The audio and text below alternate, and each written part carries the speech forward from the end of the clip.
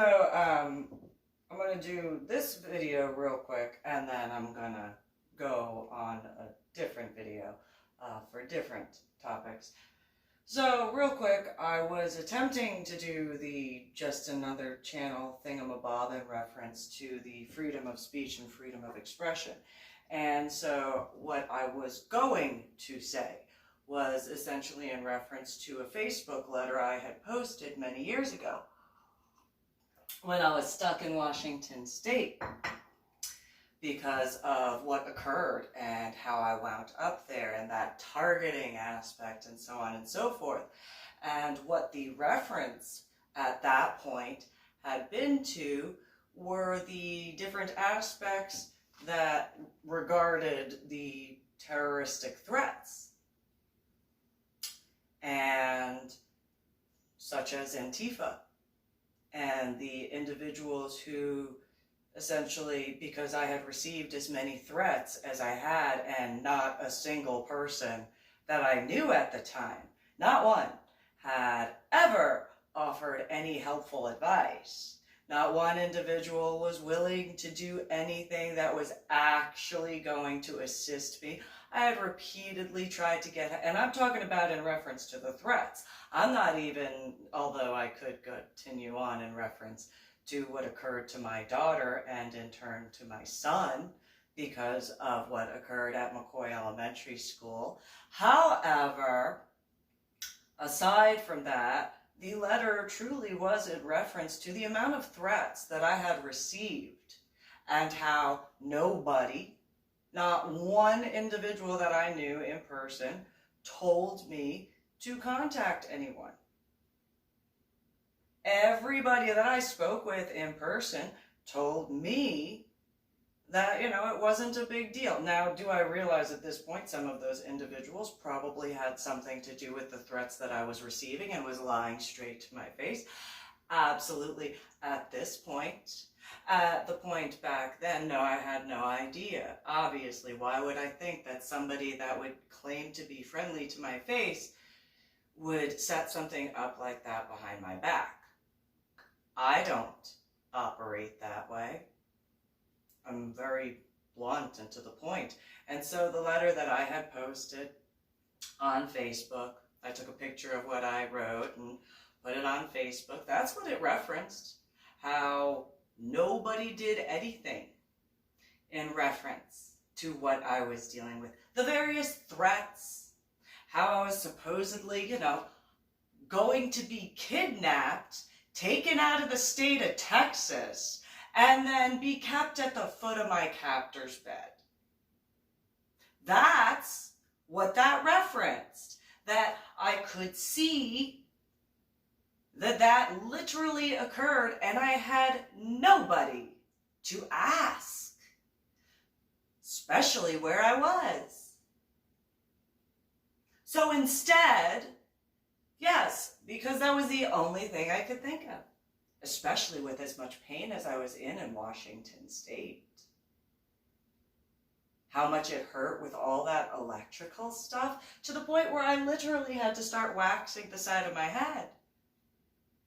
Both sides and then the back. Although now, because of the weight of my hair and because of having gotten used to it, despite the fact that currently we're on quarantine status, because of the weight of my hair, though I cannot get it waxed, I cannot let it grow back in because I have noticed the side effects if I allow it to because of my headache pain and my migraines. So while I would like to go back to the haircut that I once had, I am not going to be able to because of the individuals, whoever they were, that were involved with the targeting at Cowboys Dance Hall, among the online stuff, etc. I can no longer have the haircut that I used to model with because of the weight of my hair. It's for those who don't understand, You can take a look, for example, when I would do family pictures with my children, how my hair did not grow back out. I mean, it did, but in each family picture, my hair kept getting shorter and shorter and shorter and shorter, because I was getting used to the relief that I got from the shorter hair. Well, now that I've been back in the state of Texas, and yes, it's great, okay, yeah. However, because of not having that weight, not forgetting all that other stuff, so like if I step outside and I put my eyeglasses on and my sunglasses, the fact that I have gotten myself accustomed to not having my hair poke into my sunglasses and eyeglasses, or eyeglasses and sunglasses, and then poke back into my head, I cannot go back to the haircut I used to have when modeling. Thanks to whoever that group of individuals, Kevin and female in the boot, walking up the stair or the frickin' ramp with the female that looked like Christine, and the other one that I don't know who she was, with the male who claimed to be a former Navy SEAL. I don't know if he actually was, because Kevin damn sure did not sound like a Cajun at all. There is a specific accent that cannot be lost. But the majority of a Cajun accent, there are certain words that just absolutely, no matter how many times they practice, no matter how many times, so on and so, it just won't go away. And as angry and as animated as Kevin was that night, kind of similarly to me when I get upset or frustrated or angry, I have been told that my East Coast accent comes back instantly. And it is able to be known what level of anger or frustration or anything above being like at this level, if my East Coast accent comes back, you better run. It's not a joke. Because if my East Coast accent comes out, that means you are about to be dealing with East Coast stuff.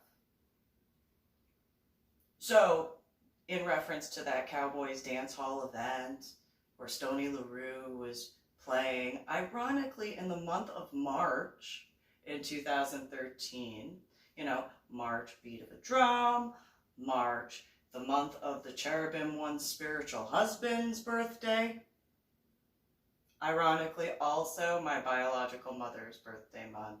They're only a few days apart. Irony! And then the march of a group of soldiers.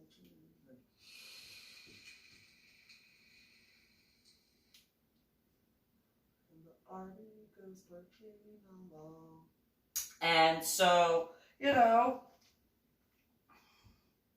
all the years up until that point, I had repeatedly told people, asked when I told them, what should I do? And every single one of them, oh, there's nothing you could do. Don't worry about it. I even emailed FetLife about the threats I was getting at the time. Now, granted, obviously, I did not know at that time about hacking or any of that sort of stuff online.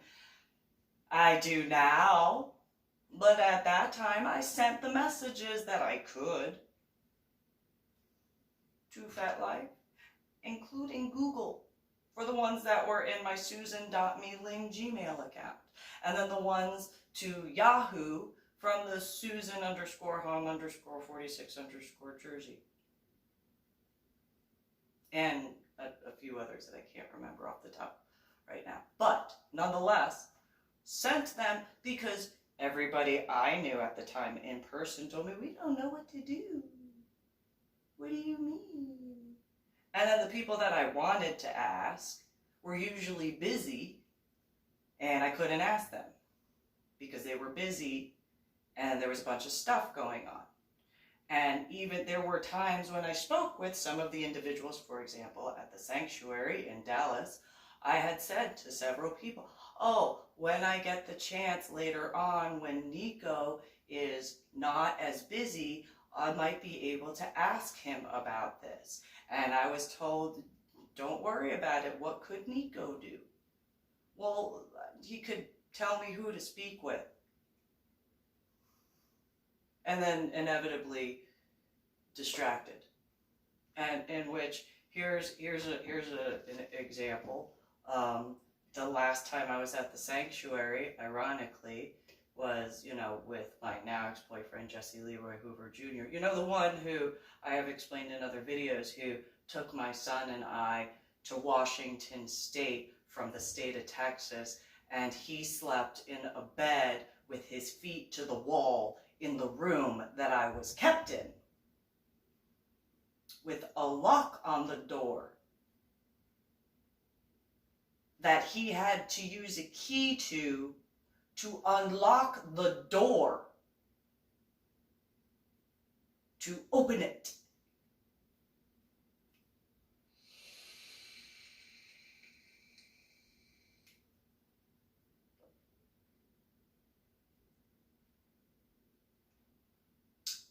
Went to the sanctuary. And then right after I spoke with someone and was about to discuss some stuff, then there was a train that went by, which I don't blame the train aspect on that. But then there were a whole bunch of sirens that went by, and several people's cell phones all went off at the same time. And then there was a helicopter, and I don't remember anything after that because the amount of pain I was in. I was told I had to be carried out, and my now ex-boyfriend, Jesse Leroy Hoover Jr., had to drive the car to the gate to then carry me to the car and leave, which was the last time I saw all those people.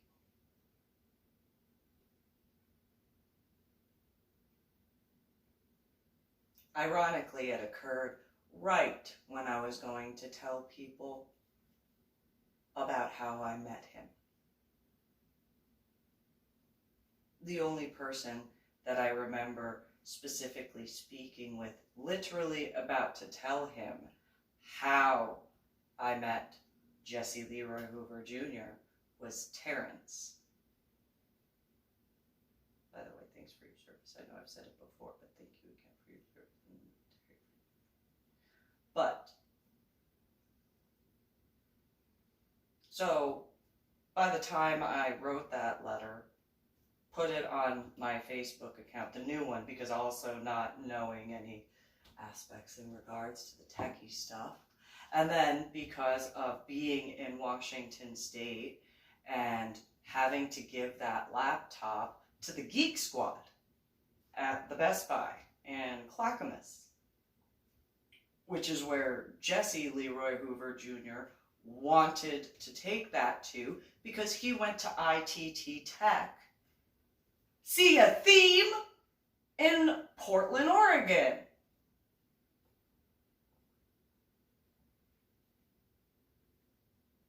What a weird coinky-dink that the day that I was told I could only purchase items from Best Buy and not the accidental warranty plan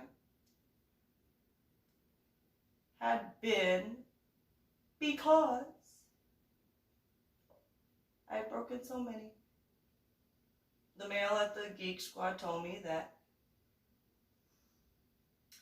I had broken 13 laptops from 2006 to 2013. I understand that in certain regards. And looking at the way the batteries went as far as e-cigarettes are concerned, that does make sense. That makes a lot of sense. Makes a lot of sense. Because if any techie guys, you know, it being Best Buy and Geek Squad. I mean, there's technology stuff there. And then being essentially near the capital of the techie stuff when it comes to like Mr. Gates and Microsoft, as well as Mr. Bezos and Amazon. Maybe somebody in the NSA was like, I mean, it probably wasn't just the Geek Squad and the Best Buy guys, but the male who said that he was a part of a college program that was researching energy and technology, specifically spiritual energy, that my now ex-boyfriend, you know, the one that took my son up to Washington State, you know, just a couple of weeks before going to testify in court, reference to my daughter.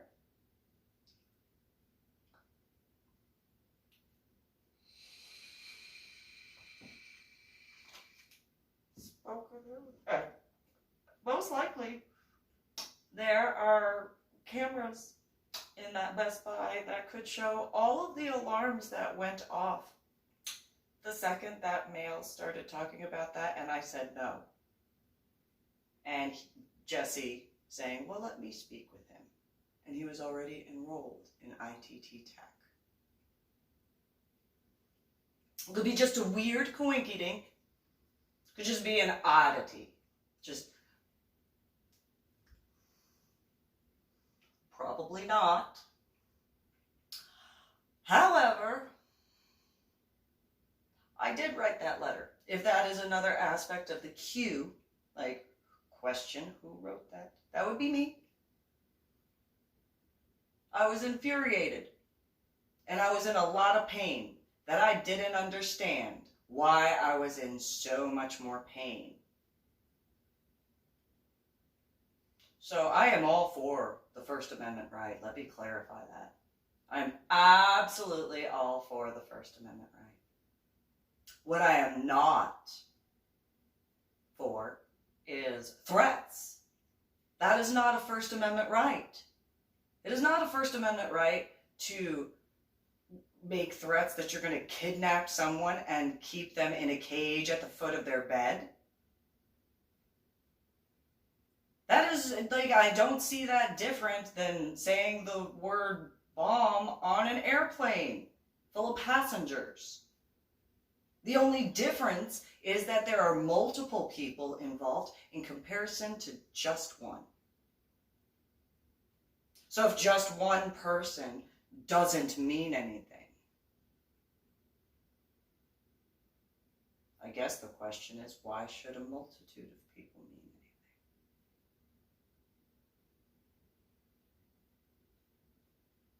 anything? Maybe that's a little cold.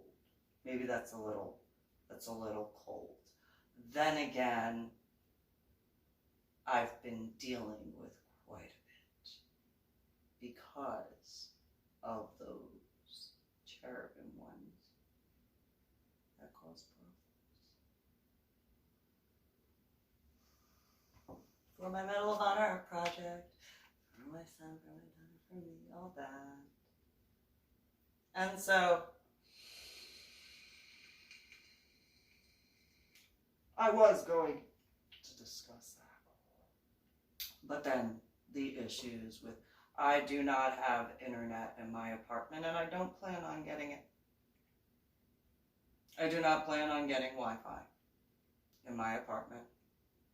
There is no need for me to. In my opinion. Why should I waste money on Wi-Fi during quarantine status when I have 3 cell phones? And if I really need to use my laptop during the daylight hours before, curfew, which, by the way, the curfew in the state of Texas of 11 p.m. or 2200 is a later curfew than I had as a teenager with my biological parents. But ironically, it was my biological sister's curfew during the weekdays. On the weekends, I had to be home no later than 11:30 or 22:30.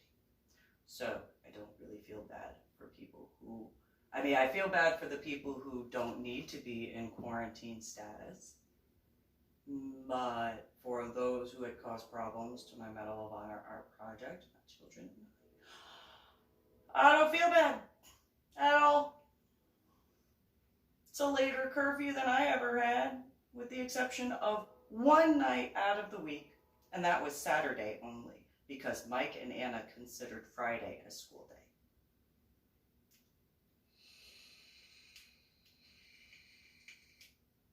My biological sister, who's 4 years younger than me, didn't have that. She could stay out till 2 o'clock, 2:30 in the morning on a weekend.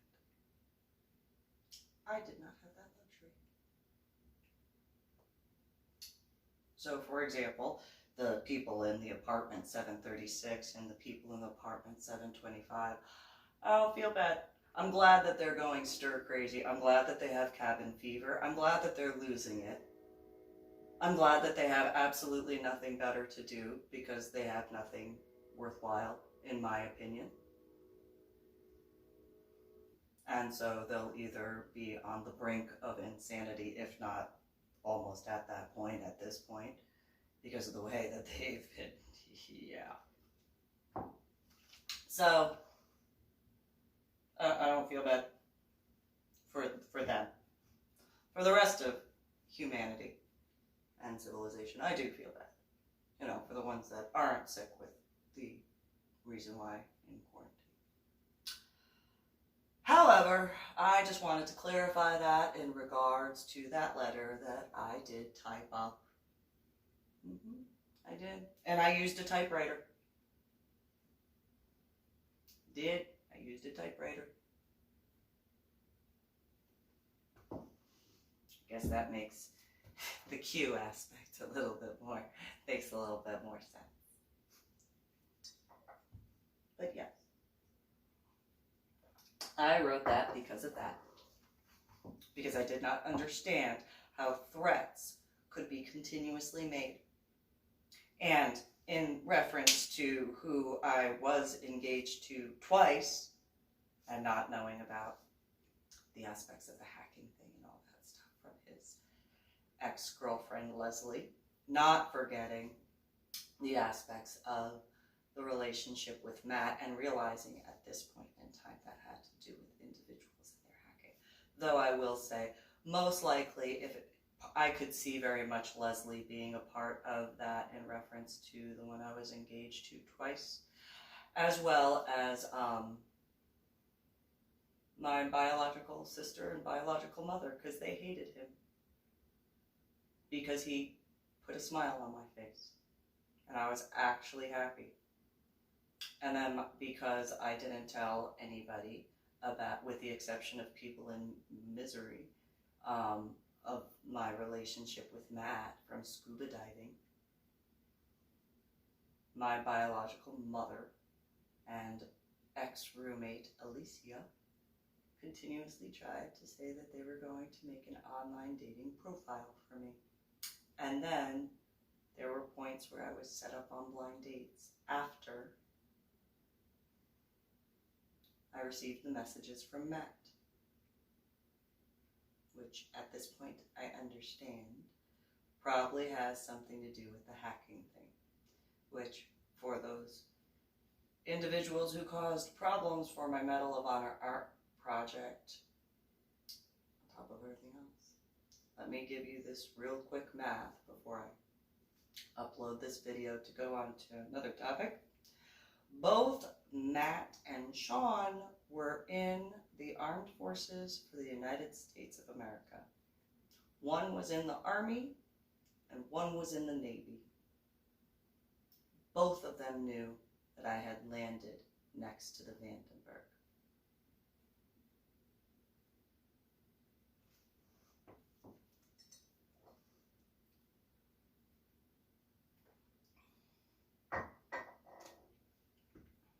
Among others. said.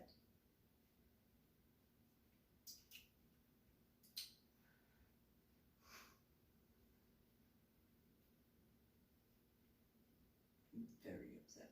I did talk about that in San Antonio at the dungeon that I can't remember the name of, but the one with where there was the Marine liar, but that boy with Mike and Patty's house, where a whole bunch of people twisted something that occurred, but I did not say to their roommate Alan. Did not say what other people said I did. I knew not to. And then the drama that was caused because of Erica, also known as Discordia, irony of her choice of a name, the one that stole garden gnomes and went to prison for that, getting involved with my ex-boyfriend and ex-girlfriend, the married couple that I had dated at the same time, at the 4th of July event, all at once. And then I got in trouble for attempting to heal someone who fell off of a ladder, trying to get in or out of,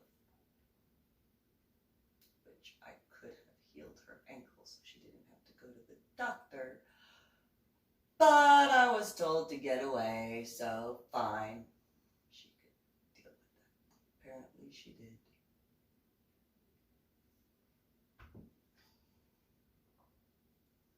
Which I was told I wasn't allowed to return after I attempted to apologize to his roommate for the miscommunication and attempt to clear it up.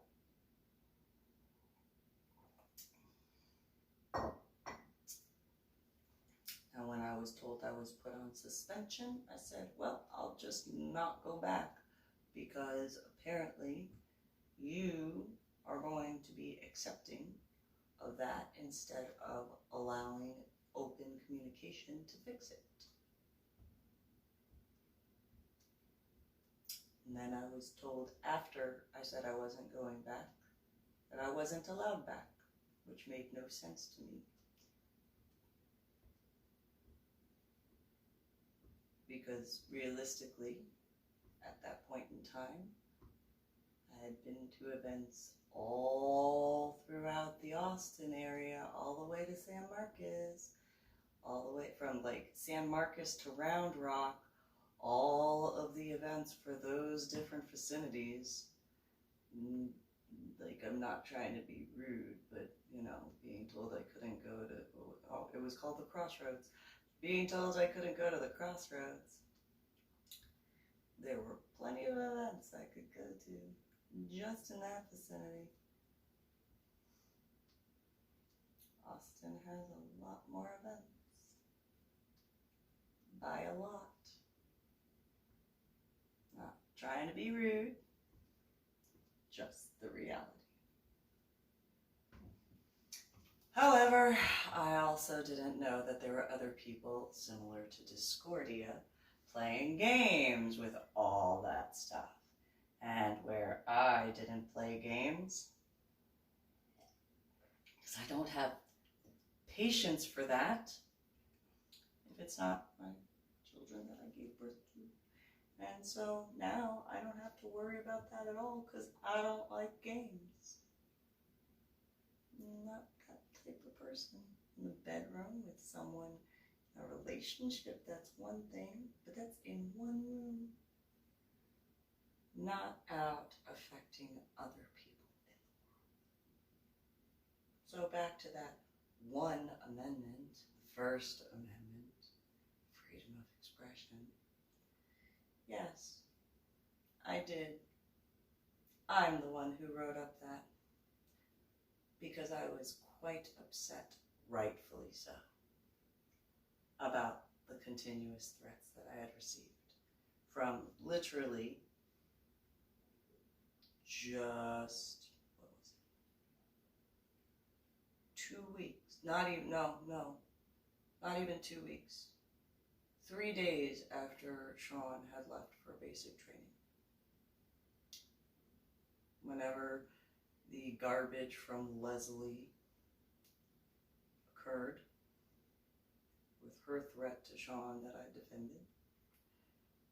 And then I started receiving threats from others on FetLife first, then in my email, and then on Facebook.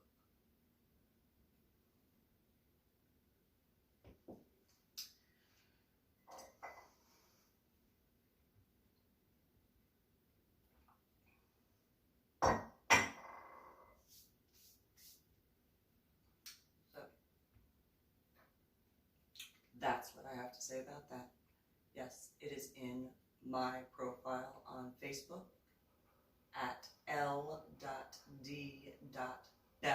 with an E at the end. Apparently there was some guy named L.D. Cooper that went missing, which is an irony of